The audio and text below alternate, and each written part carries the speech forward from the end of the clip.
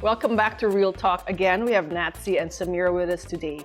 We've been discussing feminism at length, and a lot of people are uncomfortable with the label feminist and would rather use the word humanist. Why is that? A laugh. Well, for me, because all issues are women's issues, and I think the discomfort is that we're trying to seclude ourselves from the men. So humanist would be would accommodate, would accommodate all women's issues. All issues are women's issues. For instance, Christine, if you can bring it upon yourself to label yourself a feminist. I think that would be a supreme act. It's a political act because we need to name our movement. We have to be. Because I call it, in Filipino we say feminista ako. Okay. Diba? Or I'm a feminist. So I think it's also important to be able to claim and use that term. But if people are not comfortable, that's fine as well, as long as they're fighting. And feminism is not just the recognition of inequality, it's also taking action. So when you say humanist or humanistic? Humanist, it still be different from feminist or? Because feminist has... I guess because of the label. I mean, maybe that's where we get lost in translation. The labels, and as you said, there's so many branches of feminism. Yes, but I would still use... I think the fact that the term is still feminism means there's something to fight for still. Yes. Which is why it's important to make a statement. Say, and it's important fighting along with my sisters. It's important to name the advocacy. Okay. It's a movement. And rally around it. Okay. As women. And it's not just women who can be feminists. It's also the men. It's anybody who believes in equality. Inequality. I agree with that. And now it's time to see what our viewers have to say. With Stephanie and ask, can there be too much sex positivity in the feminist sphere? Do you think the attitude of sex is great? So exclude people and promote a culture of dichotomy. That's a lot. So let's go back to the first question. First, can there be too much sex positivity in the feminist sphere? Let's tackle that first. Do I think there's too much of it? Yeah. Is there too much sex, of it? Yeah. Or because you know that sexuality is a development issue. Okay. Because we don't talk about sexuality in positive terms. You know, the notions of pleasure and satisfaction. It's always shrouded in secrecy.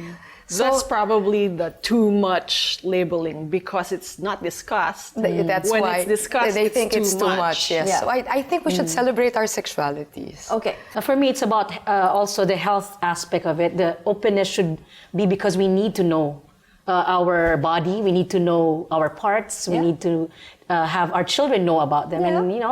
And you need to. A man knows when it's wrong to touch a woman privately when she doesn't want it. So this is consciousness. This is something I think that feminism also can teach. When it's already wrong to touch the woman when she doesn't want to. Yeah. I think that's only respect. This is just common respect for all human beings, right?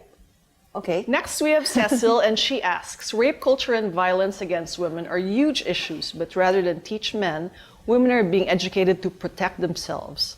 Whose job is it to fix rape culture?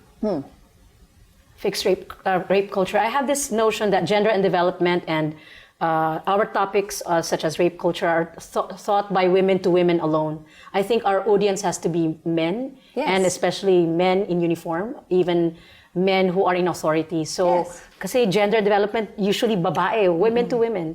So why are we teaching women when they are already the affirmation makers? Yeah. We need to reach the other side. Yeah. Nats, I want to hear what you have to say. I'm waiting for you to pounce. I think it's society that has to change the way it views women as sex objects. Women are objectified. In everywhere, in movies, in magazines, not your magazine, but in media. So we need to change the notion that women are objects of pleasure, that who are properties of men, whom they can do what they want to do with. I mean, we have to recognize that women have autonomy and self-determination. Even simple things like telling a young girl, cover yourself up, baka ma-rape ka. That's awful. And we hear it all the time. It's victim blaming. So if something happens to you, it's your fault because you didn't dress appropriately. So I think it's not women who have to change, but society and the way it views women. And for that, I agreed. I'm a feminist for that. Oh, see? By the end of the show, you will label yourself a feminist. feminist. It is right because we just need to explain and get it out there to find out and get rid of all of these misconceptions that is actually out there. Because hey, I don't want the women have it hard enough. But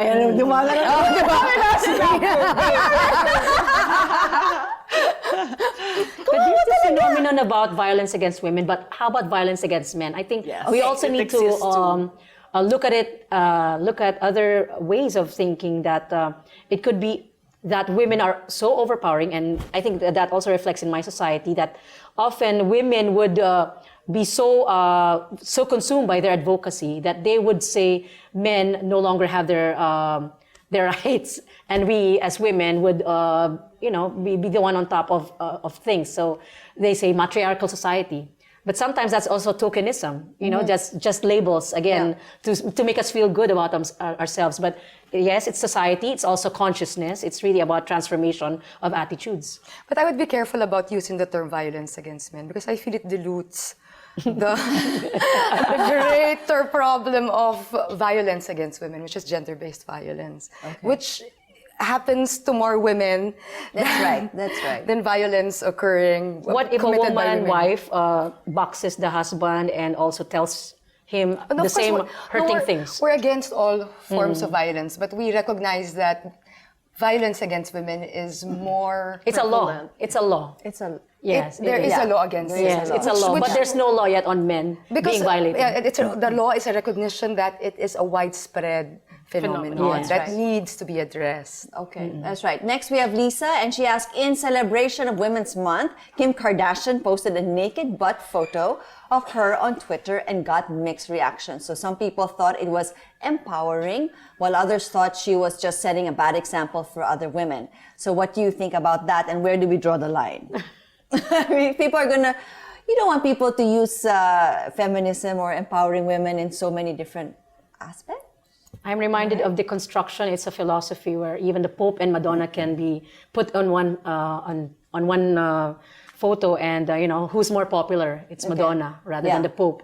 So it's the social media age. I think Kim Kardashian knows her market. She's using it to her advantage. But I think it perpetuates the same thing that we are fighting against, that to really objectify women. And that's what people want to see, more skin. After the backlash for that, Kim Kardashian wrote an essay and said, she did. Nudity empowers me. Well, what do you think about that in addition to? I'm really pro-choice everything. Okay. So I don't begrudge the choices that women make with respect to their lives or what they want to do with even their bodies. Okay, and I also like that it's actually stirred controversy because people are talking about it, and it somehow relates to feminism.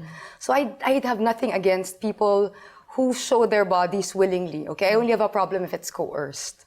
Okay, but if it's a product of her free choice, then I go ahead. Which brings us to the question, how about Miss Universe? How about the Muslim world that believes in covering their skin?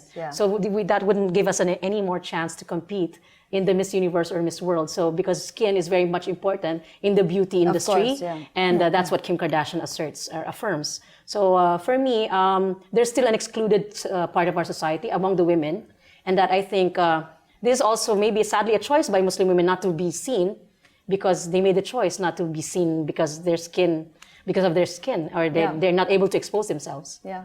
It's still a choice. Yeah, diba? still a choice. Being conservative and all. Okay. Next we have Amanda, and she asks, a lot of men in the office compliment me, but sometimes it makes me feel uncomfortable.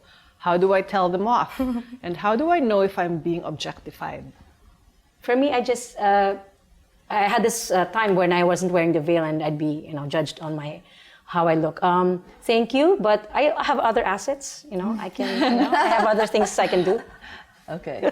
I'm really direct. I say that's sexual harassment. The moment you feel uncomfortable, and especially if the person persists, you just have to call it for what it is.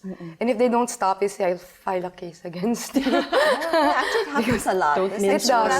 It does. But you need to be firm when you say no. And if they persist in doing it, there are means of addressing the issue. I hope in the company where she works. Yeah. Thank you so much, ladies. Thank you so much for that. such an enlightening. Yes, I agree. I enjoyed it. I have so many questions. And we've converted you, which is really a triumph. It's an accomplishment. Thank you. Let's go, women power. Okay, thank you. And unfortunately, that's it for Real Talk. Again, we'd like to thank our guests for helping us out today with the topic of feminism. Thanks again to our viewers for joining the discussion. Have a great day, everyone. And thank you for having me again. Oh, thank you.